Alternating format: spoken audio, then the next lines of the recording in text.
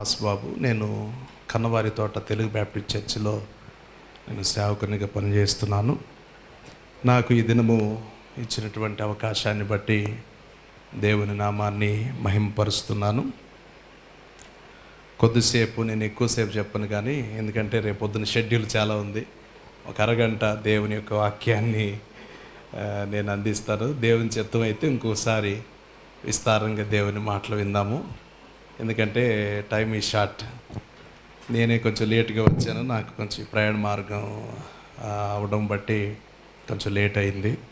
కొద్దిసేపు దేవుని మాటలను మనం విందాము. అయ్యగారు క్షమించాలి మమ్మల్ని.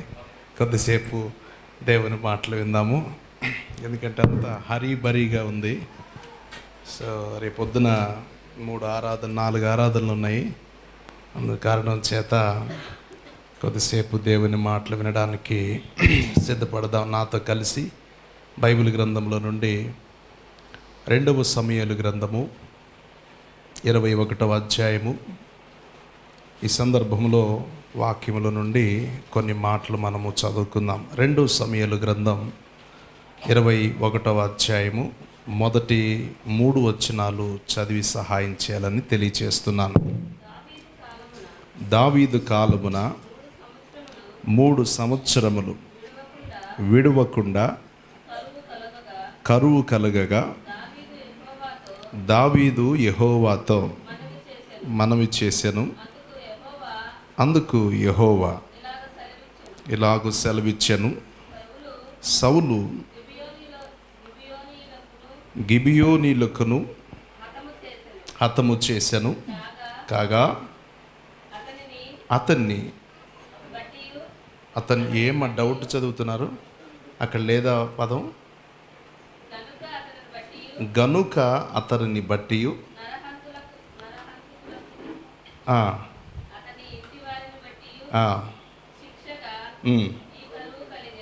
చాలు. చిన్న ప్రార్థన, తలలు వంచి కండ్లు మూసుకొని ప్రార్థన చేసుకుందాం. పరిశుద్ధుడైన తండ్రి, జీవాధిపతివైన యేసు స్వామి, మీ పరిశుద్ధ నామమును బట్టి మీకు వందనాలు, స్తోత్రాలు చెల్లిస్తున్నాము రాజా. ఈ దినము దేవ నిలబడుతున్నటువంటి నన్ను మీ యొక్క ప్రభువ ప్రసన్నత చేత నడిపించండి. ఇక్కడ చేరి ఉన్నటువంటి ప్రతి ఒక్కరితో మీరు మాట్లాడమని ప్రార్థన చేస్తున్నాను.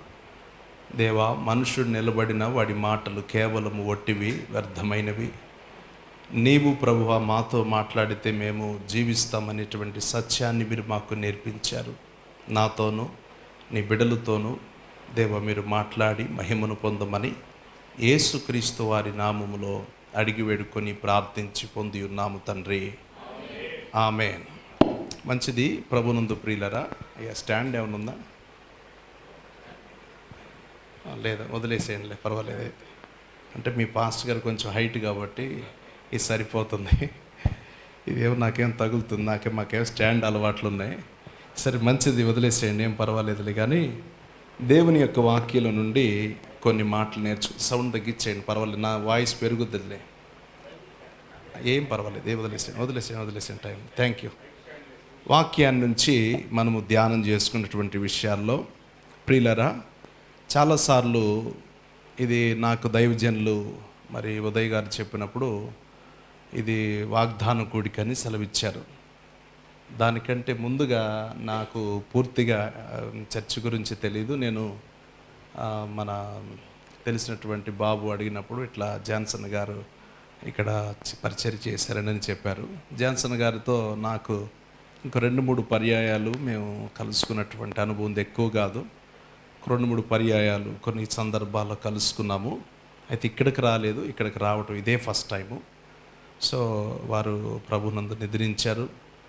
మరి వారికి వారి కుటుంబాన్ని దేవుడు ఘనంగా దీవించాలని ఒక దైవ సేవకునిగా నేను వారి కుటుంబ క్షేమం కోరుతున్నాను.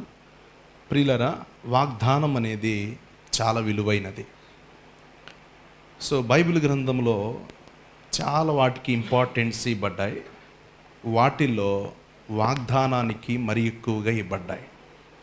అందుకే ప్రభు అయిన యేసుక్రీస్తు వారిని కూడా వాగ్దాన పుత్రుడని పిలుస్తారు. సో ఆ వాగ్దానం కొరకే ఎదురు చూసినట్లు బైబిల్ గ్రంథంలో రాయబడి ఉంది. యేసు ప్రభువును గురించినటువంటి మొట్టమొదటి ప్రవచనము లేక వాగ్దానము మనకి 3వ అధ్యాయంలో ప్రారంభమైతే, యేసు ప్రభువారు పుట్టడానికి ప్రియులారా ఎంతోమంది ప్రవక్తలను దేవుడు వాడుకున్నాడు. చాలామందిని, ఒకరు ఇద్దరు కాదు, వాక్యాన్ని జ్ఞాపకం చేసుకున్నప్పుడు చాలామందిని దేవుడు ప్రవక్తలను వాడుకున్నాడు. ఇదంతా కూడా వాగ్దానపూర్వకముగా ఇవ్వబడింది, ప్రమాణపూర్వకముగా ఇవ్వబడింది. ప్రియులారా, ఈ వాగ్దానము కొరకు భక్తులు ఎదురు చూశారు. సో దేవుని యొక్క ఉద్దేశం, ఒక వ్యక్తికి దేవుడు ఆయన ప్రమాణం చేస్తే, వాగ్దానం చేస్తే, బైబిల్లో మనం చదువుతున్నట్లుగా ఆయన దానిని నెరవేర్చేంత వరకు కూడా దేవుడు మనలను విడిచిపెట్టడు. ఆమేన్ చెప్పండి. ఎప్పటి వరకు విడిచిపెట్టడు? ఆయన దానిని నెరవేర్చేంత వరకు ఆయన విడిచిపెట్టడు. సో వాగ్దానం అనగా మనందరికీ గుర్తొచ్చేటువంటి గొప్ప వ్యక్తి ఎవరైనా ఉన్నారు అంటే కనుక ఆయన అబ్రహాము. ఏం పేరు ఆయన పేరు? అబ్రహాము. ప్రియులారా, ఈ అబ్రహాము గురించి చాలా సందర్భాలు వాక్యంలోంచి మనం విన్నాం. వాగ్దానం అనేది ఆయన దగ్గర నుంచే చూస్తాం. ఎంటైర్ ఇస్రాయేల్ హిస్టరీ అంతా కూడా మనకి వాగ్దానం మీదే బేస్ అయింది. ఎంటైర్ ఇస్రాయేల్ హిస్టరీ వాగ్దానం మీదే బేస్ అయింది. దేవుడు ఈ వాగ్దానాన్ని నెరవేర్చడానికి వారి జీవితాల్లో ఎన్నో శోధనలు, శ్రమలు, ఇబ్బందులు, ఇరుకులు, కొన్నిసార్లు అనేకమైనటువంటి కల్లోలాలు సృష్టించబడినప్పటికీ కానీ దేవుని యొక్క వాగ్దానము నెరవేరకుండా అది తప్పిపోలేదు అన్నటువంటి విషయాన్ని మనము నేర్చుకోవాలి. సో ప్రజలకు కూడా ఈ దినాల్లో సంఘానికి వాగ్దానం అవసరమా అనంటే, ప్రియులరా తప్పుగా అనుకోవద్దు, ఖచ్చితంగా మనకు దేవుని యొక్క మాట కావాలి. చెప్పండి, ఎట్లా కావాలి దేవుని యొక్క మాట? బైబిల్లో మనం చదువుతున్నాము. చాలామంది ప్రియులరా వాక్యాన్ని గుర్తు చేస్తున్నప్పుడు ఈ బైబిల్ గ్రంథములో మనము చదువుతున్నట్లుగా చాలా సందర్భాల్లో కొంతమంది వాగ్దానము, మీ అందరికీ తెలుసు, వాగ్దానం మనకి ఫస్ట్ తీస్తారు కదా. ఎప్పుడది? జనవరి 1 తీస్తారు. ఎట్లా తీస్తారు? కళ్ళు మూసుకొని తీస్తారా? కళ్ళు తెరిచి తీస్తారా? పై తీరు ఎవరు కూడా ఎక్కడ తీయాలి? లోపలిది తవిడి తవిడి తవిడి తవిడి తీస్తాం. ఎందుకని? ప్రభువా నాకు ఒక మంచి వాగ్దానం దయచేయే ప్రభువా అని. ప్రియులరా, ఈ బైబిల్ గ్రంథం నిండా మనకు కావలసిన కొప్పులు ఉన్నాయి. ఈ బైబిల్ గ్రంథం నిండా మనకి కావలసిన కొప్పులని చెప్పాలి. నేనేం చెప్పాను అదే చెప్పాలి మీరు. దీనికి కావలసినటువంటి వాగ్దానపు కుప్పలు ఉన్నాయి.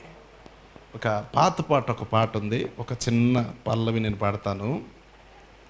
దేవుని మాట వజ్రాల మాట, యేసయ్య మాటలు రత్నాల గనులు, తౌవరా సోదరా దొరుకును రతనాల రాసులు. వదిలే కూర్చోండి. మనము తవ్వే కొద్ది ఏమవుతుంది చెప్పాలి, వస్తూ ఉంటాయి. కాదు, మీరు ఈ మధ్య వజ్రాలు దొరుకుతాయి అనేటువంటి విషయాన్ని మీరు విన్నారు కదా. వజ్రాలు ఎక్కడ దొరుకుతాయి చెప్పాలి. ఎక్కడ దొరుకుతాయి? భూమికి పొరలు ఉంటాయి. మనకెన్ని పొరలు ఉన్నాయి? సుమారు 7 పొరలు ఉన్నాయని డాక్టర్ గారు చెప్తారు. మనకి ఏదైనా చిన్న ఆపరేషన్ చేయాలంటే మన శరీరాన్ని కోస్తే 7 పొరలు ఉంటాయి. డాక్టర్ గారు ఒక్కొక్క పొరను తప్పించుకుంటూ వెళ్ళి ఏదైతే స్పాట్ ఉందో అక్కడ ఆపరేషన్ చేసి మరలా సేమ్ అలాగనే దాన్ని పూడ్చుకుంటూ వస్తారు ఒక్కొక్క పొరను. అలాగే భూమికి కూడా కొన్ని పొరలు ఉన్నాయి. ఈ పొరల మధ్యలో ప్రియులారా మనకి వజ్రాలు లభిస్తాయి. అంటే దేవుని యొక్క మాటను కూడా మనం ఆ రీతిగా స్వీకరించాలి. చాలాసార్లు మనకు వాగ్దానం అనగా గుర్తొచ్చేది ఏంటంటే అన్నీ మనకు మంచే జరగాలి కదండి. అన్నీ మనకు మంచి మాటలే రావాలి. ఎలాంటి రావాలి? ఈ సంవత్సరం దేవుడు నీకు ఆశీర్వదిస్తాడు, అది బైబిల్ గ్రంథంలో ఎక్కడ ఉండదు అది. కానీ మనం దాన్ని రిసీవ్ చేసుకుంటాం. ప్రియులరా, ఈ సంవత్సరం దేవుడు నీకు బహుగా దీవిస్తానని చెప్పాడు. మనం చదువుతున్నాము, దాని ముందు వెనకాల ఉన్నటువంటి చరిత్రను జ్ఞాపకం చేసుకోవాలి. కొంతమంది ఎట్లా తీస్తారంటే బైబిల్ లాటరీ టైప్ తీస్తారు. ఎట్లా లాటరీ టైపు? కళ్ళు మూసుకొని తడిమి ఒక కొచ్చిన మీద ఏళ్ళు వెళ్తుంది. అక్కడ వాళ్ళకు అనుకూలమైన మాట వస్తే ఇది నాకు అనుకుంటారు, అనుకూలంగా రాకపోతే కనుక ఇది నాకు కాదు అనుకుంటారు. సో బైబిల్ని ఇట్లా చదవకూడదు. బైబిల్ని ఎట్లా చదవాలి ప్రియులారా? వాక్యాన్ని మనము చదువుతున్నాము, ఒక ఆర్డర్ ప్రకారం చదవాలి. ఎట్లా చదవాలి? ఒక ఆర్డర్ ప్రకారం చదవాలి. వాక్యం మనకు బోధిస్తున్నటువంటి విషయాల్లో దేవుని యొక్క వాగ్దానాలు మన పట్ల ఆయన మనం పుట్టక మునిపే మన కొరకు దేవుడు చాలా సిద్ధపరిచాడు.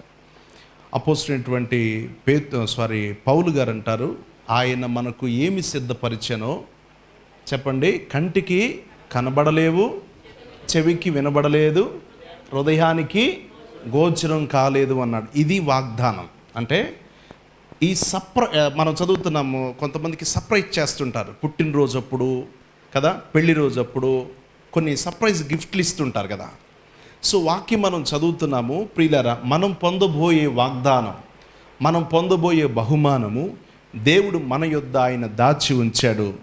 దాని కొరకు మనము భూలోకములో ప్రయాసపడాలి. సో దేవుని యొక్క వాగ్దానములో ఎటువంటి లోపము లేదు. తరాలు మారినప్పటికీ, సమయాలు మారినప్పటికీ దేవుడు తన వాగ్దానాన్ని నెరవేర్చడానికి సమర్థుడైన దేవుడు. సో ఈ మాటను నమ్మాలి. అయితే దేవుని యొక్క వాగ్దానములో ఎటువంటి ప్రియులారా సెకండ్ వేరియేషన్స్ లేదు. అయితే నేను జ్ఞాపకం చేస్తున్నటువంటి టాపిక్ ఈరోజు విషయం ఏంటంటే, మనము చేసిన ప్రమాణము మనకు దీవెనకరంగా ఉండాలి. ఇది ఈరోజు నా మాట.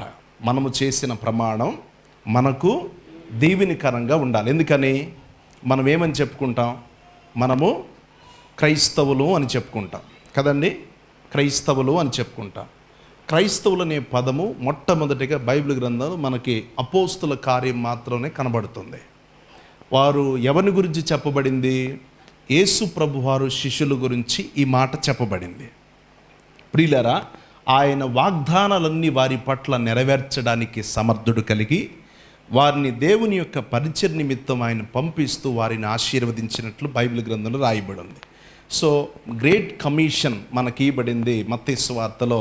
ఆయన యుగ సమాప్తి వరకు నేను మీతో కూడా ఉంటాను. ఇట్ ఈస్ గ్రేట్ కమిషన్ అని పిలుస్తారు. ఎప్పటి వరకు అంట? యుగ సమాప్తి వరకు. యేసు ప్రభు వారు శిష్యులను పంపిస్తూ వారికి దేవుడిచ్చినటువంటి గొప్ప ప్రమాణం, వాగ్దానము, లేక మనం పిలుచుకున్నటువంటి ప్రామిస్, వాట్ ఎవర్ ఏదైనప్పటికీ బైబిల్లో మనం చదువుతున్నట్లుగా దేవుడు వారికి ఇచ్చినటువంటి గ్రేట్ కమిషన్ ఏదైతే ఉందో ఆ గ్రేట్ కమిషనే, నేను యుగ సమాప్తి వరకు నేను మీతో కూడా ఉంటాను. ఇది దేవుని యొక్క అద్భుతమైన ప్రమాణం. మనం ఎప్పుడు వరకు అంట దేవుడు ఉండేది మనతో? ఆయన ప్రమాణం ఎప్పుడు వరకు ఉంటుంది? యుగ సమాప్తి వరకు. అంటే ఒక జనరేషన్తో దేవుడు దాన్ని కట్ చేయట్లేదు. Generation after generation, generation after generation దేవుని యందు భయభక్తులు కలిగి మనము ఉండగలిగితే ఆయన ఈ వాగ్దానాన్నట యుగ సమాప్తి వరకు దేవుడు దాన్ని ఆయన నెరవేరుస్తాడు. సో ఈరోజు నా టాపిక్ ఏంటంటే, దేవుని పిల్లలుగా మనము చేసిన ప్రమాణము మనకు శాపంగా మారకూడదు. It is today my topic. So Bible గ్రంథంలోంచి ఈ మాటను మనము చదువుకున్నాం. నేను చదువుతాను. దావీదు కాలమున 3 సంవత్సరములు విడవకుండా కరువు కలగగా దావీదు యెహోవాతో మనవి చేసెను. అందుకు యెహోవా ఇలాగు సెలవిచ్చెను, సౌలు గిబియోనీలను హతము చేసిన గనుక అతనిని బట్టి నరహంతకులకు అతని ఇంటి వారిని బట్టి శిక్షగా ఈ కరువు కలిగెను. చెప్పండి, ఈ కరువు కలిగెను. చాలా జాగ్రత్తగా ఈ మాట వినండి. దేవుడు సౌలు బ్రతికుండగానే దావీదును దేవుడు అభిషేకించాడు. ప్రియులరా, అభిషేకించి బైబిల్లో మనం చదువుతున్నాము. ఈ పుస్తకం గురించి చాలా అద్భుతమైనటువంటి హిస్టరీ ఉంది. ఇది చాలా పెద్ద సబ్జెక్ట్, కానీ మీకు ఒక అరగంటలో నిన్ను ముగిచ్చేస్తా.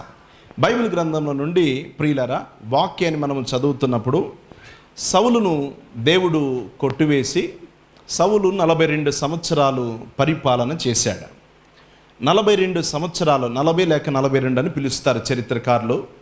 42 సంవత్సరాల్లో 40 సంవత్సరాలు దేవునికి మాటకు లోబడకుండా బ్రతికాడు.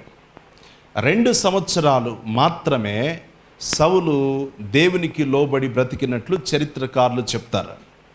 సో ఇలాగ గడుస్తున్నప్పుడు దేవుడు తన చిత్తానుసారమైనటువంటి మనిషిని దేవుడు ఎన్నుకున్నాడు. వాక్యం మనం చదువుతున్నప్పుడు సమూయేలును దేవుడు పంపించి సమూయేలుతో దేవుడు మాట్లాడి సౌలు బ్రతికుండగానే మరొక రాజుగా దేవుడు దావీదును పట్టాభిషేకం చేయమని చెప్పాడు. పట్టాభిషేకము చేయబడిన తర్వాత రాజు దావీదుగా దేవుడు అభిషేకించాడు. దావీదుని దేవుడు ఎన్నుకున్న తర్వాత సౌలు అప్పటికి బ్రతికే ఉండి, మనం చదువుతున్నాము గొలియాతు మరణము అనంతరము నుంచి చరిత్ర మనం చదివితే ప్రతిసారి సౌలు దావీదును తరువుతూనే వచ్చాడు. ఎట్లా తరువుతూ వచ్చాడు? చంపడానికి, నేరాలు మోపడానికి, ప్రియులారా మనుషులను పంపించి వెతికించేవాడు. దరిదాపుగా సుమారుగా రమారమి 10 సంవత్సరాలు అరణ్యంలో దావీదు వనవాసం చేసినట్లు చరిత్ర చెప్పబడింది. ఎన్ని సంవత్సరాలు? అందుకే చాలా కీర్తనలో ఆయన రాస్తాడు. ప్రియులారా ఎన్నో సంవత్సరాలు 10 ఏళ్ళు రమారమి దేవుని యొక్క సన్నిధికి రాజ్య పరిపాలనకు దూరంగుడినట్లు చెప్పబడింది. బట్ ఒకరోజు దేవుని యొక్క ఉద్దేశ ప్రకారం సౌలు చనిపోయిన తర్వాత దేవుడు రాజునిగా దావీదుని తిరిగి పట్టాభిషేకం చేశాడు. అభిషేకించటం వేరు, పట్టాభిషేకం చేయడము వేరు. చాలా జాగ్రత్తగా వినండి. అభిషేకించబడింది సమూయేలు దగ్గర, పట్టాభిషేకము చేయబడేది సింహాసనము దగ్గర. సో ఈ కారణాన్ని బట్టి దావీదు తన యొక్క పాలన ప్రారంభించడం చేశాడు. సో వాక్యులు మనం చదువుతున్నాము. ప్రియులరా, దావీదు చేస్తున్నటువంటి ఈ కాలములో దరిదాపుగా రమారమి 3 సంవత్సరాలు కరువు ఆ దేశములో అలుముకున్నది. వర్షాలు లేవు, పంటలు లేవు, పరిస్థితులు తారుమారయ్యాయి. ఇలాంటి సందర్భంలో దావీదు మంచి ప్రార్థనా వీరుడని చరిత్ర రాయబడి ఉంది. దావీదుకున్నటువంటి గొప్ప అనుభవం ఏంటంటే, దావీదు రాజు అవకమునుపు నుంచి దేవునికి సన్నిహితంగాను, దేవునికి లోబడేవాడిగాను, ప్రార్థనాపరుడుగాను చరిత్ర జ్ఞాపకం చేసింది. అందుకే దావీదుని గురించి మీరు ఎంటైర్ హిస్టరీ చదివితే, ప్రియులారా యుద్ధానికి పోవాలన్నా ఎఫోదు ధరించుకున్నటువంటి దైవజని దగ్గరికి వెళ్ళి అడిగేవాడట, నన్ను దేవుడు యుద్ధానికి పొమ్మంటాడా లేదా? దేవుని ఆలయంలో దైవజనుడు ఉంటాడు, ఆయన వస్త్రము ధరించుకొని ఉంటాడు. ఈ పక్క వస్త్రం పైన ఊరీము తుమ్మీము అనేటువంటి వస్త్రం ధరించుకుని ఉంటాడు. ఈ వస్త్రము ధరించుకున్న యాజకుని దగ్గరికి వెళ్ళి దావీదు గారు అడిగేవాడు, నేను యుద్ధానికి వెళ్ళాలా లేదా అని. సో దేవుని సెలవైతే దావీదు యుద్ధానికి వెళ్ళేవాడు, లేదు అనుకుంటే దేవుడు ఆపించేవాడు. సో ఇలాంటి అనుభవం కలిగినటువంటి దావీదు దేవుని యొద్దకు వెళ్ళి ప్రార్థన చేయడం ప్రారంభం చేశాడట. ప్రభువా, నన్ను నువ్వు రాజుగా నియమించావు, పట్టాభిషేకము చేయడానికి నువ్వు సహాయం చేశావు. ఇన్ని సంవత్సరాలు అరణ్యములో నేను జీవించినప్పటికీ నీ కృపను విడిచిపెట్టలేదయ్యా. నువ్వు చేసినటువంటి ప్రమాణము నెరవేర్చావు, నన్ను రాజ్య సింహాసనం ముందు స్థిరపరిచావు. కానీ దేశములో ఇప్పుడు 3 సంవత్సరాల నుంచి వర్షం లేదు, దీనికి కారణం ఏంటయ్యా అని అడిగాడట. చాలా వాక్యాన్ని మనం జాగ్రత్తగా పరిశీలన చేస్తే దేవుడు దావీదుతో మాట్లాడడం ప్రారంభం చేశాడు. అదే వాక్యాన్ని మనం చదువుతున్నట్లుగా ప్రియులారా, మనము 2వ వచనాన్ని చదువుకుందాం. దేవుని యొక్క వాక్యంలో నుండి, గిబియోనీయులు ఇశ్రాయేలు సంబంధులు కారు, వారు అమోరీయుల్లో శేషించిన వారు ఇశ్రాయేలు మిమ్ములను చంపమని ప్రమాణపూర్వకముగా వారితో చెప్పి ఉండిరి. కానీ సౌలు ఇశ్రాయేలు యోధవారి యందు ఆసక్తి గలవాడై వారిని హతము చేయుచుండెనని రాయబడి ఉంది. వాక్యాన్ని మనము చదువుతున్నాము. దేవుని యొక్క ఉద్దేశాన్ని దేవుడు బయలుపరిచాడు. ప్రియులారా, గిబియోనుల గురించి ప్రభువారు గుర్తు చేశాడు. అయిలరా, దావీదు నా కుమారుడా, దేశం పైకి 3 సంవత్సరాలు వర్షం రాకపోవడానికి గల కారణము, నీకు ముందుగా ఏలుబడి చేసినటువంటి రాజు నీ మామ సౌలు ఎవరైతే ఉన్నాడో ఆయన ఇశ్రాయేలీలు వారు కానిటువంటి వారిని, ఇశ్రాయేలు సంబంధులు కాని గిబియోనీలను ఆయన హతమార్చాడయ్యా అని చెప్పాడు. ఇది చాలా ఇంట్రెస్టింగ్ స్టోరీ. ప్రియులరా, ఇశ్రాయేలు విషయమై దేవుని యొక్క వాగ్దానాలు ఎన్నో ఉన్నాయి. ఆశ్చర్యమైన సందర్భాలు ఎన్నో రాయబడ్డాయి. సో ప్రమాణపూర్వకముగా దేవుడు ఇశ్రాయేలుకు చాలా ప్రమాణాలు చేశాడు. వారికి కావలసిన సమస్తము, ప్రతిదీ, ఆహారం కానీ నీరు కానీ సమస్తాన్ని దేవుడు ప్రతి స్థలమందు దేవుడు ప్రొవైడ్ చేశాడు. అది అరణ్యమా, ఎండిన ఎడారా, లేక మంచి పట్టణమా, సో వేరియేషన్ ఏమి లేదు. పట్టణములో దేవుడు ఎలాగ పోషించాడో అరణ్యములో కూడా దేవుడు అలాగనే పోషించాడు. ఐగుప్తిలో దేవుడు ఎలాగ పోషించాడో, ప్రియులారా, బైబిల్ గ్రంథం రాయబడినటువంటి మాట, వీరు ఐగుప్తి నుండి కనానుకు వెళ్ళే మార్గం గురించి ద్వితీయోపదేశకాండలో ఒక మాట రాయబడి ఉంది. ఇది తేళ్లు కలిగిన ప్రదేశం. ప్రియులారా, తాపకరమైనటువంటి పాములు కలిగిన ప్రదేశం. సో ఇది వాక్యంలో మనం చదువుతున్నాం. పాలు తేనెలను నువ్వు చెప్పావు కదా అన్నటువంటి క్వశ్చన్ ఇశ్రాయేలీలు మోషేకి వేశారు. మీరు ఇప్పటికీ ఇశ్రాయేల్ దేశం వెళ్తే వారి ఆహారంలో 2 ప్రధానంగా ఉంటాయట. ఒకటి పాలు, 2 తేనె. నేనైతే వెళ్ళలేదు, కానీ వెళ్ళిన దైవజనులు చెప్పారు. పాలు, 2 తేనె, సమృద్ధి కలిగిన దేశం. ఈ మధ్య మన అమరావతి నుండి, ప్రియులరా, ఇక్కడ మనకి అమరావతిలో ఒక ఊరుంది. ఆ ఊర్లో మంచి వ్యవసాయదారుడు ఉన్నాడు. ఆ వ్యవసాయదారుణ్ణి యెరూషలేము పంపించారట. అక్కడ పంట విధానం కనుక్కోండి అని. ఆయన వెళ్ళి అక్కడ రీసెర్చ్ చేసి కనుక్కున్న విషయం ఏంటంటే, మనకిక్కడ 10 ఎకరాల్లో పండే పంట అక్కడ 1 అరెకరంలో పండుతుందట. నా మాట అర్థమైందా? అక్కడ నీరు లేదు, పూర్తిగా డ్రై ప్లేస్, వాటర్ లేదు, పూర్తిగా ఎడారి ప్రదేశంలో మనకిక్కడ 10 ఎకరాల్లో పండే పంట అక్కడ 1 ఎకరంలో పండుతుందట. అంటే వాగ్దాన భూమి అని దానికి దేవుడు పేరు పెట్టాడు. వాగ్దానము పొందినటువంటి దేశాన్ని దేవుడు వారికి ఇచ్చాడు. మనం చదువుతున్నాము, ఇలాంటి వాగ్దాన పుత్రులకు దేవుడు 3 సంవత్సరాలు ఎందుకు వర్షాన్ని ఆఫ్ చేయవలసిన పరిస్థితి? ఇది ఈరోజు నా పాయింట్. బైబిల్లో మనం చదువుతున్నాము, గిబియోనులేమన్న ఇశ్రాయేలీలా? కాదు. యూదులకేమన్నా చుట్టాలా? కాదు. దేవుని యొక్క వాక్యాన్ని చదువుతున్నాము. అసలు ఇంతకీ ఈ గిబియోనీలు ఎవరు? ప్రియులరా, వీరి గురించి మనం చదువుతున్నాం. వీరు అన్య తెగకు సంబంధించినటువంటి జనాంగం. ఎవరు వీరు? అన్య తెగకు. ఇశ్రాయేలుతో వీరికి సంబంధమేమీ లేదు. వీరి రక్త సంబంధికులు కాదు. వీరికి ఎక్కడ చుట్టాలు బలం కూడా లేదు. అయినప్పటికీ ప్రియులరా, గిబియోనీలను బట్టి దేవుడు ఆకాశాన్ని 3 సంవత్సరాలు భక్తిపరుడైన రాజు దావీదు కాలంలో ఆయన మూసివేసినట్టు రాయబడి ఉంది. చరిత్ర మనకేమని జ్ఞాపకం చేస్తుందంటే, గిబియోనులను బట్టి దేవుడు ఆకాశాన్ని ఎందుకు మూయాలి? ప్రియులరా, గిబియోనులను బట్టి దేవుడు ప్రార్థనాపరుడైనటువంటి దావీదును బట్టి 3 సంవత్సరాలు ఎందుకు దేవుడు ఆకాశం వర్షించున్నట్లుగా దేవుడు చేయాలి? వాక్యాన్ని చదువుతున్నప్పుడు మనకి అద్భుతమైనటువంటి మాట మనకి జ్ఞాపకం వస్తుంది. చదువుదాం వాక్యంలో నుండి. యెహోషువ గ్రంథం, మీ బైబిల్ గ్రంథాన్ని తిప్పండి. ప్రియులరా, యెహోషువ గ్రంథంలో నుండి ఈ మాటలు మనము చదువుకోవాలి. దేవుని యొక్క వాక్యాన్ని శ్రద్ధగా వినండి. బైబిల్ గ్రంథం నుండి 9వ అధ్యాయం వైపు మీ బైబిల్ గ్రంథాన్ని తిప్పండి. 9వ అధ్యాయము, ప్రియులారా, 4వ వచనాన్ని మనము చదువుకుందాం. వారు 3 నుంచి చదవండి బ్రదర్. 9వ అధ్యాయం యెహోషువ గ్రంథం.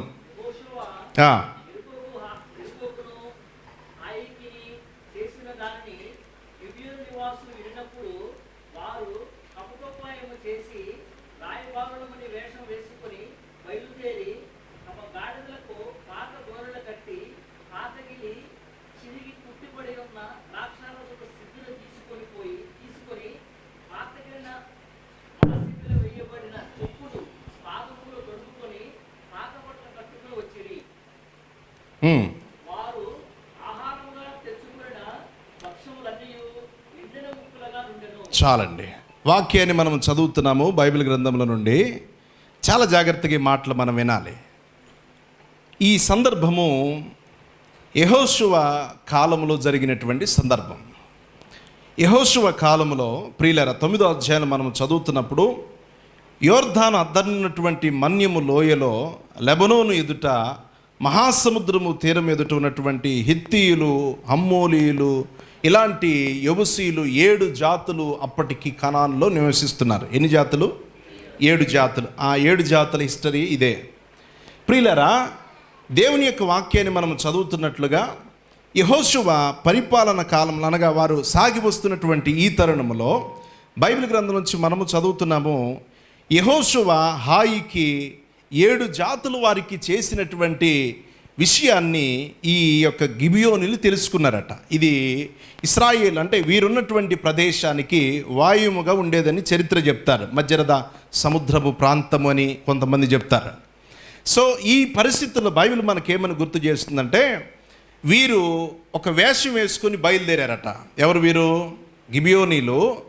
ప్రియులారా, మొదటి ఈ యొక్క 7 జాతులు వారికి రాజులకు చేసినటువంటి విషయాన్ని యెహోషువ మంచి వీరుడు. ఆయన పోరాటం చేసి వీరిని గెలిచి 7 రాజులను మనం చదువుతున్నాం. వీరందరినీ 5 చెట్ల మీద యెహోషువ ఏలదీశాడు. ప్రియులారా, ఏలదీసినటువంటి సంగతి మనం చదువుతున్నాము. చెట్లపైన వారిని ఉరివేశాడు. ఇది ఈ యొక్క గిబియోనీలు విన్నారట. ఒరే, అంత గొప్ప మహారాజులకే మరణం తప్పలేదు, ఇప్పుడు మనం తప్పించుకోవటం ఎలాగా? మనం ఎలాగ ఈ యొక్క విపత్తు నుంచి మనం కాపాడుకోవాలి? ఇశ్రాయేలీలు గొప్ప బలము కలిగిన జనమై వారు బయలుదేరి ప్రతి ప్రాంతాన్ని నాశనం చేసుకుంటూ వస్తున్నారు. వారి ముందు కానీ వారి దేవుని ముందు కానీ నిలవబడగలిగినటువంటి జనము ఏదైనాను భూమిపైన లేదు. సో మనము చిన్న జనము, చిన్న తెగవారము, వారితో మనం పోరాడి జయమొందటం కష్టం.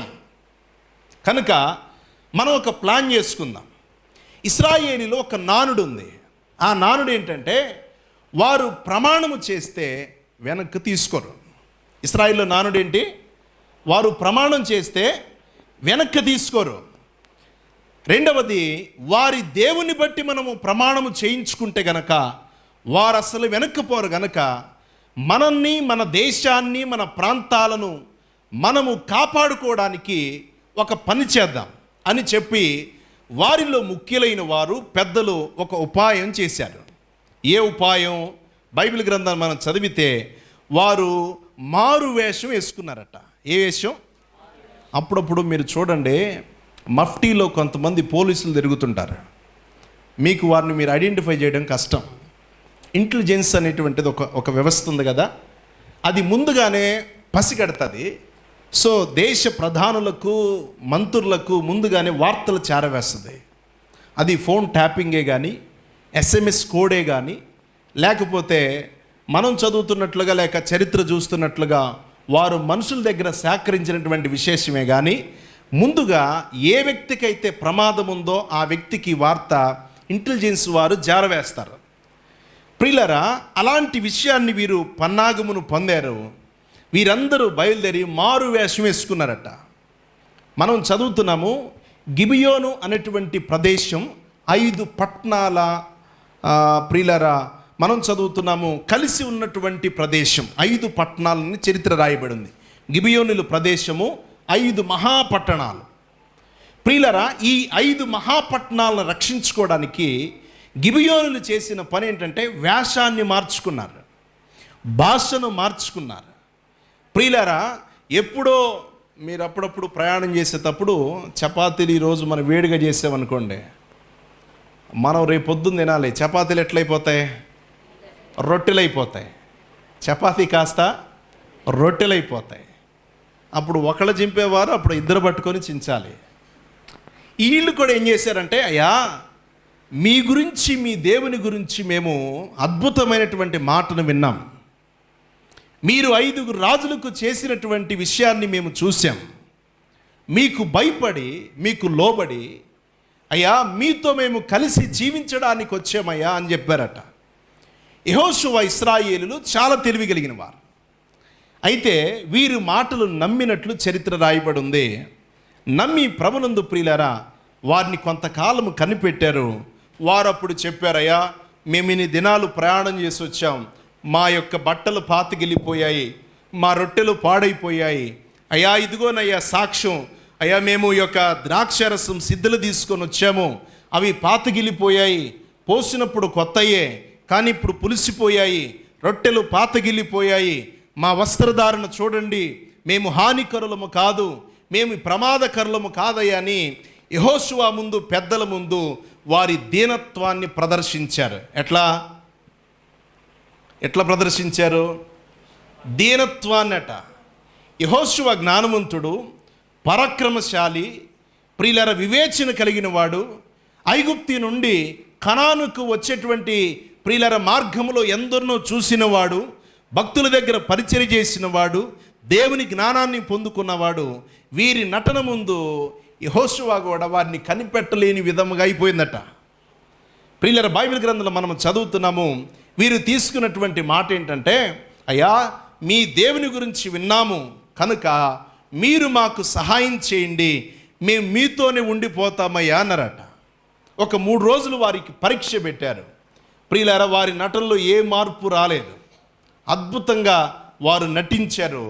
3 రోజులు 4 రోజులు ప్రయాణం తర్వాత మధ్య భాగానికి వచ్చిన తర్వాత వారి ప్రాంతము రానే వచ్చింది. ప్రియులారా అప్పటికి వీరు చేసినటువంటి విషయం గురించి బైబిల్ గ్రంథంలో రాయబడినటువంటి మాట ఏంటంటే, యెహోషువ దగ్గర, ఇశ్రాయేలు పెద్దల దగ్గర యెహోవా సెలవలేకే ప్రమాణము తీసుకున్నారు గిబియోనీలు. మీరు వాక్యాన్ని చదవండి, బైబిల్ గ్రంథం నుంచి 14వ వచనం, ఈ మాటను మీరు చదవండి. 14వ వచనం చదవండి. ఇశ్రాయేలీలు యెహోవా చేత సెలవు పొందకయే వారి ఆహారములో కొంత పుచ్చుకొనగా యెహోషువ ఆ వచ్చిన వారితో సమాధానపడి వారిని బ్రతుకునిచ్చునట్లు వారితో నిబంధన చేసెను. ఈ మాట అండర్లైన్ చేసుకోండి. వారిని బ్రతకనిచ్చున్నట్లుగా యెహోషువ వారితో నిబంధన చేశాడు. ఏమని? మీకు మేము ఏ హాని చెయ్యం, మిమ్మల్ని మేము చంపం.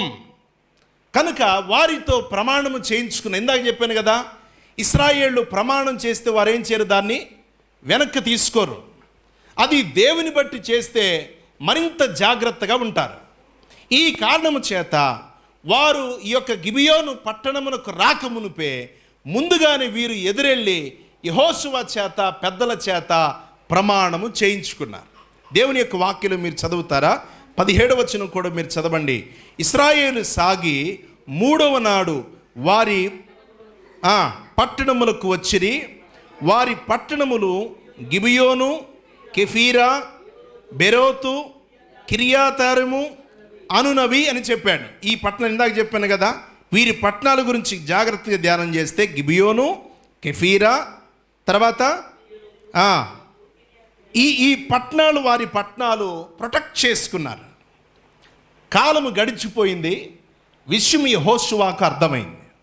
అయ్యో వీరు మనలను మోసం చేశారు కనుక వీరిని చంపకూడదు అన్నటువంటి ప్రమాణం మనము చేశాం కనుక వీరిని మనం బ్రతకనివ్వాలి. చేసిన ప్రమాణానికి మనము కట్టుబడి ఉండాలి. కనుక వీరిని ఏం చేద్దామయ్యా అనినప్పుడు పెద్దల్లో గుసగుస ప్రారంభమైంది. వీరిని మనము చంపాల్సింది కదా, విడిచిపెట్టాం. సో ఈ కారణం చేత అక్కడ జరిగిన సన్నివేశాలన్నీ కూడా ఒకంత బాధ కలిగినప్పటికీ యెహోషువ దేవుని జ్ఞానం కలిగినవాడు.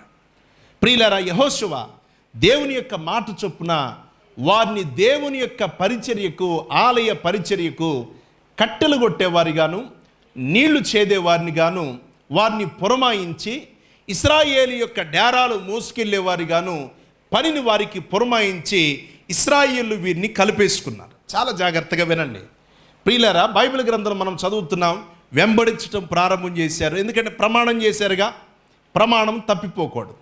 రాను రాను కాలములో ఏమైందంటే ప్రియులారా, యెహోషువ చనిపోయాడు. తర్వాత న్యాయాధిపతులు వచ్చారు. ప్రియులారా, తర్వాత రాజులు వచ్చారు, ప్రవక్తలు వచ్చారు.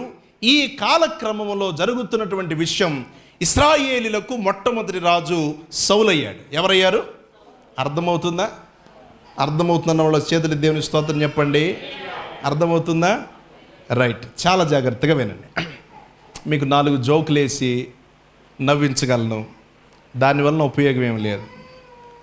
దేవుని యొక్క వాక్యాన్ని శ్రద్ధగా వినండి. మిమ్మల్ని పొగడగలను, కానీ అది చేయకూడదు. ప్రియులారా, మిమ్మల్ని అద్భుతంగా మిస్ప్రైజ్ చేయగలను, కానీ వాక్యానుసారమైంది కాదు. సో దేవుని యొక్క వాక్యాన్ని వినండి. నేనేమంటున్నానంటే, మన ప్రమాణము మన బిడ్డలకు మనకు శాపకరంగా మానకూడదు. సౌలు చేసిన పనిని గురించి బైబిల్ గ్రంథంలో రాయబడింది. సౌలు రాజయ్యాక ప్రియులారా, యూదా వారిని దగ్గర మెప్పు పొందడానికి, ఇశ్రాయేలు వారి మీద మెప్పు పొందడానికి యెహోషువ కాలములో చేయబడిన ప్రమాణాన్ని విడిచిపెట్టాడట. ఈరోజు ఇదే చాలా జాగ్రత్తగా వినండి. దేవుని ప్రజలైనటువంటి మనము కొన్నిసార్లు ఇలాంటి పొరపాట్లలోనే మనం మునిగి ఉన్నాం. దేవుణ్ణి వెంబడిస్తాం కానీ మనకి కొలగజ్జిపోదు. మనకి ఈడు మా ఓడేనా, ఈడు మీ ఓడేనా, మనం అందరం ఎవరు చెప్పండి. నేను ఒక మాట చెప్తాను. ఒక గుప్పెడు గోధుమలు తీసుకోండి. గుప్పెడు గోధుమలు తీసుకొని ఆ గోధుమల్లో 1, 2, 3, 4 మార్కులు వేసి పిండి మిషన్లో వేసి నీ గోధుమ గింజ ఎక్కడుందో నువ్వు కనుగొనగలవా? నా మాట అర్థమవుతుందా? కనుగొనగలమా? సాధ్యమవుతుందా? ఎందుకు అవ్వదు చెప్పరే? సంఘంలో విశ్వాసి కూడా అలాగ మార్చబడాలి. ఎట్లా ఉండాలి? దేవుని సన్నిధిలో కలిసిపోవాలి. మీరు ఒక ముద్దను చేసి ఆ ముద్దలో నీ గింజ ఎక్కడుందో కనిపెట్టగలమా? సాధ్యమవుతుందా? అవ్వదు. ఎందుకని? అది అందులో మిళితమైపోయింది. నువ్వు ఐడెంటిఫై చేయడం కష్టం. దేవుని పిల్లలైన మనం కూడా ప్రియులరా, గ్రీసు దేశస్థులమైన మనం చదువుతున్న బైబిల్ గ్రంథములు యూదులమైన మనమందరము దేవుని రక్త సంబంధికులం. ఆమేన్ చెప్పండి. There is no variation in church. నాటి పరిస్థితుల్లో ఇశ్రాయేలులో సౌలు చేసిన పని కూడా అదేనట. ఆయన యూదా వారిని మెప్పించుట కొరకు, ఇశ్రాయేలు వారిని మెప్పించుట కొరకు గిబియోను చంపుతూ వచ్చినని బైబిల్ గ్రంథంలో రాయబడి ఉంది. ఎట్లా చేశాడంట ఆయన? చెప్పండి. ఎట్లా వచ్చాడట? సమూయేలు గ్రంథానికి రండి. ఇందా చదివిచ్చాను కదా, చదువుతాం వాక్యంలో నుండి. ప్రియులరా, ఈ మాటను మీరు చదవండి దయచేసి. 2వ వచనం నుంచి. గిబియోనులు ఇశ్రాయేలుల సంబంధులు కారు, వారు అమోరీయులు శేషించిన వారు. ఇశ్రాయేలు మిమ్మును చంపమని ప్రమాణముగా వారితో చెప్పి ఉండిరి. కానీ సౌలు ఇశ్రాయేలీలను యూదుల యందు ఆసక్తి గలవారై వారిని హతము చేయుచు వచ్చాను. ఏం చేస్తూ వచ్చాడంటే ఆయన మరి మెప్పించాలి కదా. యూదా వారిని, ఇశ్రాయేలుని మెప్పించుట కొరకు వారిని హతము చేస్తూ వచ్చాడు. దేవుని యొక్క ప్రమాణాన్ని మీరాడు. ఆయన వాగ్దానాన్ని పక్కన పెట్టాడు. ప్రియులారా, పూర్వకాలములో యెహోషువ ఏదైతే గిబియోనీలు చంపము అని చెప్పాడో, గిబియోనీలు వీరిలో కలిసిపోవునట్లుగా వాగ్దానము చేశాడో, దేవుని యొక్క ఆలయ పరిచర్య కొరకు కట్టెలు కొట్టడానికి ఏ పనినైతే ఆయన నిర్ణయించాడో ఆ పనిని ఆయన త్రోసివేసి వీరిని ఒక్కొక్కరిని చంపుకుంటూ వచ్చాడట. ప్రియులారా, దేవుని యొక్క వాక్యలో మనం చదువుతున్నాము, రాజే కానీ దేవుని మాటకు లోబడిన వాడు కాదు. ప్రియులారా, దేవుడు ఒకటి చెప్తే సౌలు ఒకటి చేసేవాడు.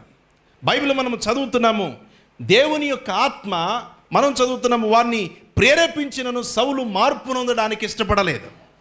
బైబిల్ గ్రంథం రాయబడినటువంటి మాట. ఈ కారణము చేత ప్రియులారా, గిబియోనులు చంపకూడదు ప్రమాణము తీసుకున్నారు.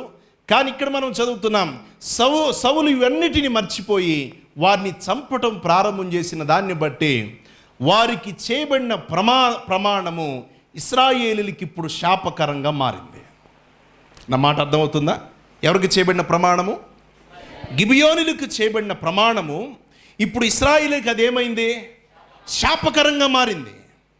3 సంవత్సరాలు భూమిపైన వర్షం లేదు, పంటలు లేవు. భక్తిపరుడైన రాజు ఉన్నప్పటికీ కూడా దేశము బీడుబారిపోయింది.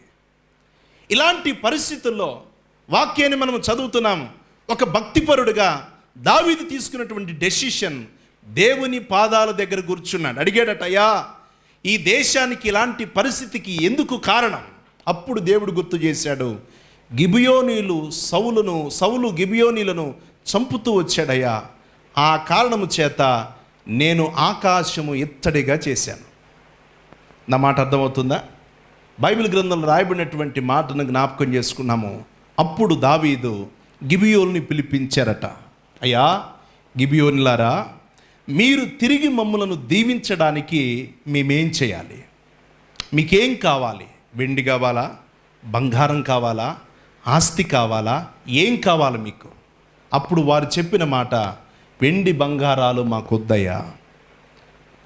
మమ్మల్ని ఏ కుటుంబస్తులైతే వాగ్దానం మీరి మమ్మలను చంపారో ఆ కుటుంబం వారిని 7 మాకు అప్పగించేయండి. ఎంతమందిని? 7 అప్పగించేయండి. 6 సుమారు 7 అప్పగించేయండి. ప్రియులారా, దావీదు ఒప్పుకోక బాధపడి దేశం మీదున్న శాపము కొట్టివేయబట్టకై, దేవుని యొక్క మాట స్థిరముగా నెరవేర్చబట్టకై, తిరిగి తన పరిపాలన చక్కగా జరుగుట కొరకై, ప్రజలందరూ ఆకలితో మాడి చనిపోకుండా భూమి మరలా సస్యశ్యామములుగా పండుట కొరకై దేవుని చిత్త ప్రకారము వారిని అప్పగించేసినట్లు రాయబడి ఉంది. నేనేం మాట చెప్తున్నానంటే, ఎప్పుడైతే దావీదు వారిని అప్పగించేశారో దేవుని సన్నిధికి ఎదుటగా, ప్రియులారా, వీరిని ఈ గిబియోనీలు ఉరిదీసేశారు. పాప నివృత్తి కలిగింది అక్కడ. నేను ఎందుకు ఈ మాట చెప్తున్నానంటే, బైబిల్ గ్రంథంలో వాగ్దానాన్ని మీరినటువంటి ఇశ్రాయేలీలకు ఆశీర్వాదానికి బదులు శాపం కలిగినట్లు బైబిల్ గ్రంథం రాయబడు. నేనేమంటాను, ప్రియులారా, గిబియోనులు ఇశ్రాయేలీలు వీరిద్దరు బంధువులు కాదు. ఎస్, బంధువులా కాదు. ఎవరు వీళ్ళు? అన్ని జనులు. ఇశ్రాయేలు ఎవరు? దేవుని ప్రజలు. దేవుని ప్రజలు దీవిస్తే అన్ని జనులు దీవించబడాలి. కానీ వాగ్దానాన్ని మీరు చదివితే, వీరు గనక క్షమించకపోతే గిబియోనీలు, ఇశ్రాయేలుకి ఏమీ లేదు, 3 సంవత్సరాలు వర్షం లేదు. నేను ఎందుకు ఈ మాట చెప్తున్నానంటే, ప్రియులారా, దేవుని ప్రమాణము అంత శాశ్వతమైంది. తరాలు పోయాయి.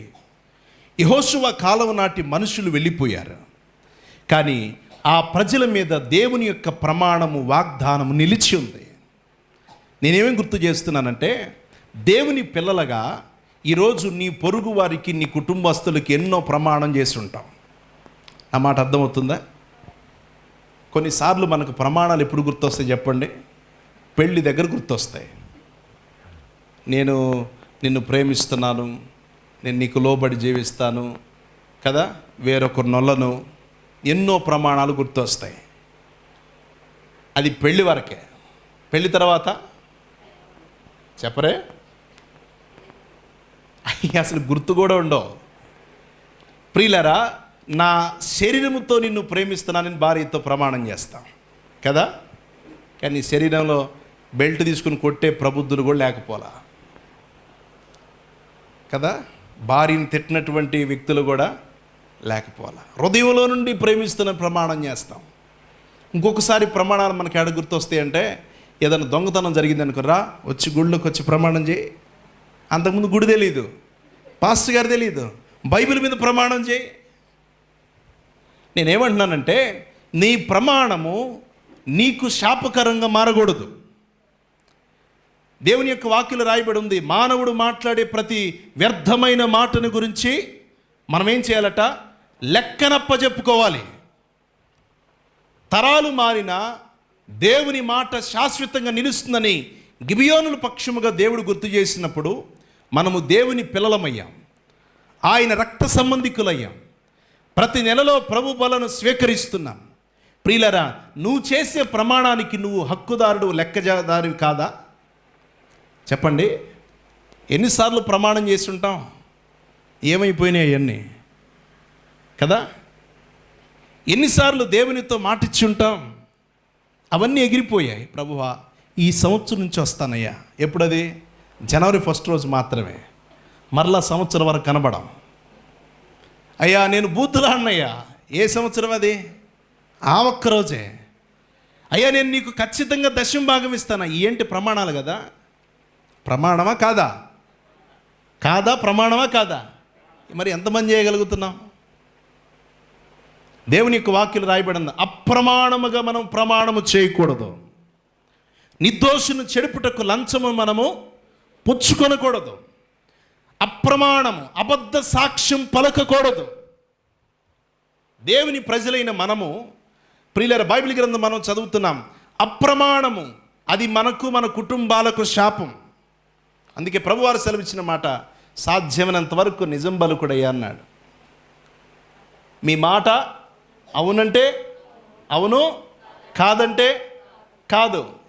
ఈ మధ్యలో ఒక ఆయన నన్ను అడిగాడు, పాస్టర్ గారు యథార్థంగా నీతిగా బ్రతకడం కష్టం అండి, అబద్ధాడకుండా ఎక్కడ బ్రతుకుతామండి.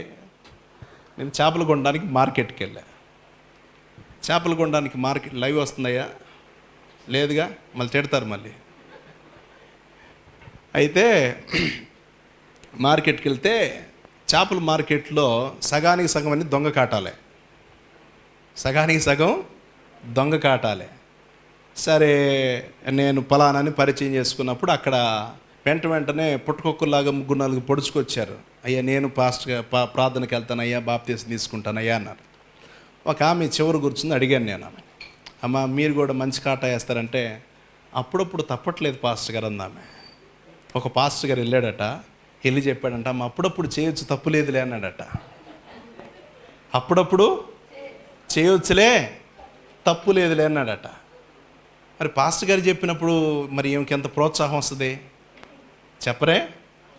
ఈరోజు అదే కదా, పాస్టర్ గారు పాపం చేయొద్దని చెప్తే మనకు బాధ, అదే పాపం చేయమని చెప్తే మా పాస్టర్ గారు లాంటి పాస్టర్ గారు లేరని చెప్తున్నారు. నేనేమంటున్నానంటే ప్రియులారా, అప్రమాణముగా నువ్వు ప్రమాణము చేయవద్దు. నువ్వు చేయగలిగితే చేయి, లేకపోతే చేతులు జోడించి తప్పుకోవాలి. ఇశ్రాయేలు నిబంధనను సౌలు మీరాడు, దేవుని ఎదుట చేయబడిన ప్రమాణాన్ని విడిచిపెట్టాడు. ప్రియులారా, అందుకే తానుకు పుట్టిన 7 కుమారులు చనిపోవడానికి సౌలు ప్రవర్తన, సౌలు అప్రమాణము కారణమైంది. ఎంతమంది చనిపోయారు? దేవుని యొక్క వాగ్దానం మీరినందువలన 7 కన్నబిడ్డలను పోగొట్టుకున్నాడు సౌలు. బైబిల్ మనకేమని బోధిస్తుంది? నీ ప్రమాణం నీ బిడ్డలకు దీవెనకరముగా మారాలి. ప్రియులారా, నువ్వు ఇచ్చే వాగ్దానము నీ పిల్లలకు ఆశీర్వాదకరముగా మారాలి. నీవు దేవుని పిల్లలవైతే, ఆయన రక్త సంబంధికులవైతే, దేవుని యొక్క మాట ప్రకారము జీవించడానికి ప్రతి విశ్వాసి తీర్మానం చేసుకోవాలి. చేతులు దేవుని స్తోత్రం చెప్పండి. హల్లెలూయా.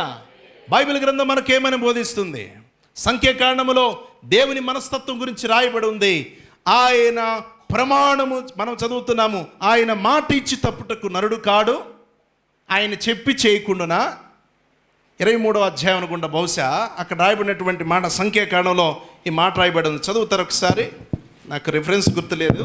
23వ అధ్యాయం అనుకుంటా బహుశా. దేవుడు అబద్ధమాడుటకు 23వ అధ్యాయం బ్రదర్, అది 19వ అధ్యాయమా? 19, 23, 19 రైట్, చదవండి. దేవుడు అబద్ధమాడుటకు ఆయన మానవుడు కాడు, పశ్చాత్తాపడుటకు ఆయన నరపుత్రుడు కాడు. ఆయన చెప్పి చేయకుండునా, ఆయన మాట ఇచ్చి స్థాపించకుండునా, ఇదిగో దీవించమని నాకు సెలవాయను, ఆయన దీవించెను, నేను దానిని మార్చలేను. హల్లెలూయా. ప్రియులారా, ఇదండి దేవుడు మన పట్ల చేసినటువంటి ప్రమాణం. మనం చదువుతున్నాము, ఆయన అబద్ధమాడుటకు నరుడు కాడంటే మనం ఏం చేస్తామని అర్థం చెప్పరే కదా? అబద్ధమాడుటకు ఆయన మనలాంటి వాడు కాడు, నరుడు కాడు, ఆయన చెప్పి చేయకుండా ఉండేవాడు కాడు. ఆయన మాట ఇచ్చి దాన్ని నెరవేర్చు దేవుడై ఉన్నాడు. ఎందుకంటున్నాను ప్రియులారా, సౌలు వాగ్దానమును మీరి తనకి తన పిల్లలకు శాపాన్ని తెచ్చుకున్నాడు. నేనంటున్నాను, నీవు అప్రమాణము చేసి నీ కుటుంబాన్ని చిక్కుల్లో పడవేయవద్దు. నీవు వాగ్దానము చేసి దేవుని ఆలయములో చేయకుండా మర్చిపోవద్దు. సంతోషంగా ఉన్నప్పుడు చాలా వాగ్దానాలు చేస్తాం. ఏసీ ఇస్తాను పాస్టర్ గారు, దశంభాగం ఇస్తాను పాస్టర్ గారు, వస్తువు ఇస్తాను పాస్టర్ గారు కదా, సాపలేస్తానండి, సాపలు తీస్తానండి, ప్రార్థన చేస్తానండి, ఉపవాసం ఉంటానండి, తూచి అన్నీ ఎగిరిపోతాయి. ఇదేంటి ప్రమాణమేనా కదా, వాగ్దానం కాదా? అందుకంటున్నాను, మనము దేవునికి మొక్కుబడి చేసుకున్న ప్రతిదీ, నీవు దేవుని సన్నిధిలో చేసిన ప్రతి ప్రమాణము నీవు నెరవేర్చాలి. ఆమేన్ చెప్పండి. మీ అందరికీ తెలిసినటువంటి మాట, ఎలియాజరుతో ప్రియులైన అబ్రహాముతో ఎలియాజరు చేసిన నిబంధనను జ్ఞాపకం చేసుకున్నాడే. తన యజమానుడు లేడు, తన చేయి తొడకిండ తీసుకొని అబ్రహాము ప్రమాణము చేయించుకున్నాడు. సో ఎక్కడైనా ముసలివాడు కాబట్టి ఎలియాజరు అబ్రహామును మోసం చేయొచ్చు. కానీ ఎలియాజరు భక్తిపరుడై, ప్రమాణమునకు కట్టుబడిన వాడై, దేవుని యొక్క భయభక్తులు కలిగిన వాడై, తన యజమానుడు పట్ల ప్రేమ కలిగిన వాడై, ప్రియుల అబ్రహాము ఏ ప్రదేశమునకు చెప్పాడో ఆ ప్రదేశమునకు కొన్ని రోజులు నడిచి వెళ్ళి తన కొరకు ప్రియులారా తన ఇంటి వారి కోడలకి రెబెక్కమ్మ గారిని తీసుకొని ఆయన వచ్చాడు కదండి. అవునా కదా? బైబిల్ గ్రంథంలో మనం చదువుతున్నాము. దేవుని పిల్లలైనటువంటి మనం ఇంకంత జాగ్రత్తగా ఉండాలి. అందుకే అంటున్నాను, నువ్వు దేవుని ఆలయంలో చేసుకున్న ప్రమాణాన్ని నెరవేర్చు. నువ్వు దశంభాగం తీస్తానని చెప్పావా, దాన్ని నెరవేర్చు. ప్రార్థన చేస్తానని చెప్పావా, దాన్ని నెరవేర్చు. పరిచారకుడికి సాకారిగా ఉంటానని చెప్పావా, దాన్ని నెరవేర్చు. ప్రియులారా, నీ వాగ్దానాన్ని మర్చిపోవద్దు. దేవుని యొక్క వాక్యం మనం చదువుతున్నాము, మనము చేసిన వాగ్దానము మనకు దీవెనకరంగా మారాలి. దేవుడు మన పట్ల ఉద్దేశించిన వాగ్దానము మన తరాలు మారిన దేవుడు మర్చిపోడు. జరిగిన విషయం ఎక్కడో యెహోషువ గ్రంథం.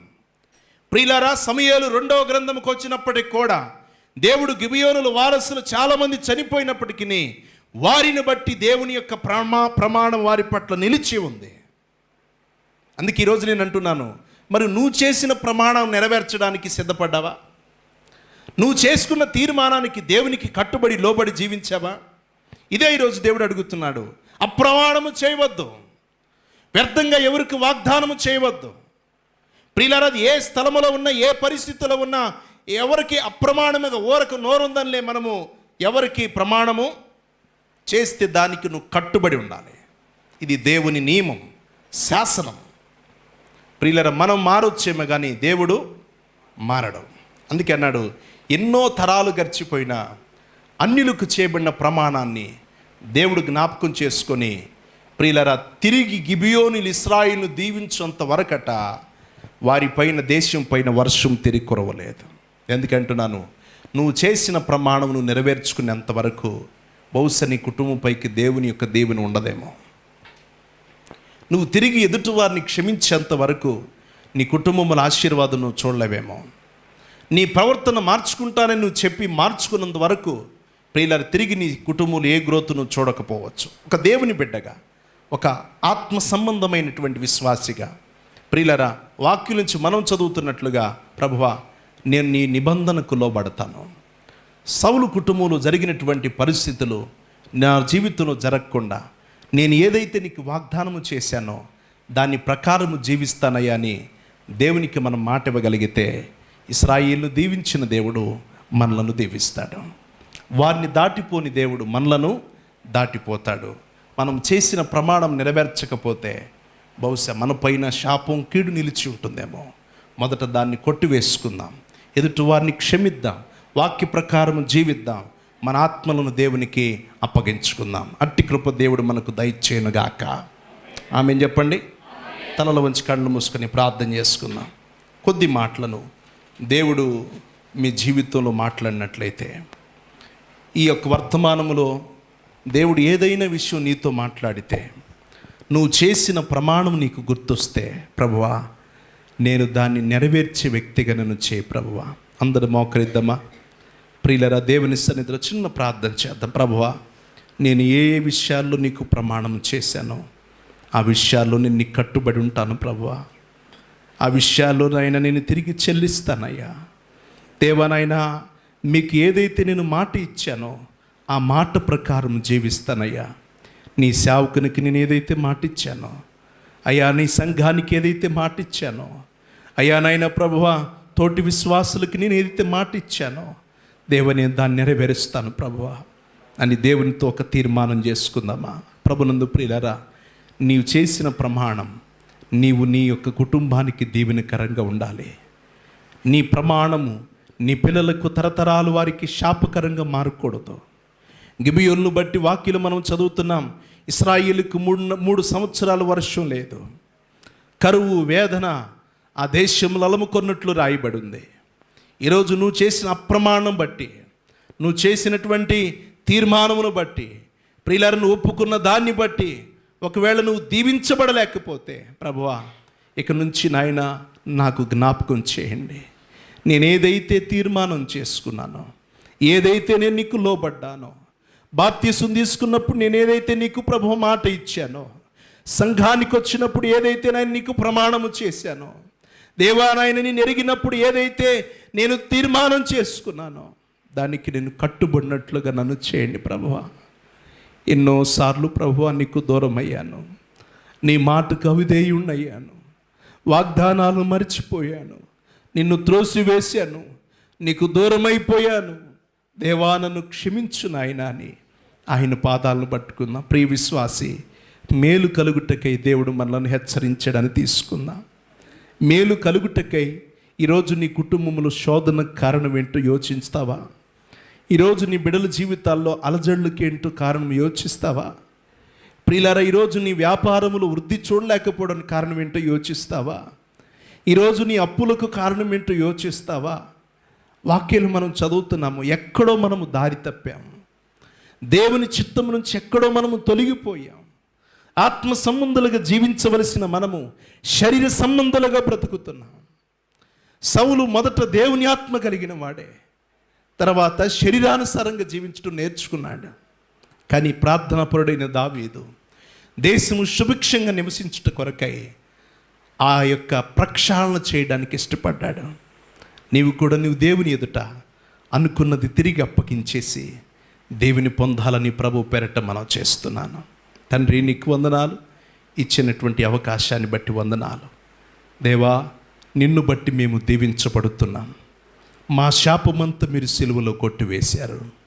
అబ్రహాము పొందిన ఆశీర్వచనం మాపై నిలిచి ఉంది, మా పిల్లలపైన నిలిచి ఉంది, మా రాబోయే తరాలపైన నిలిచి ఉంది.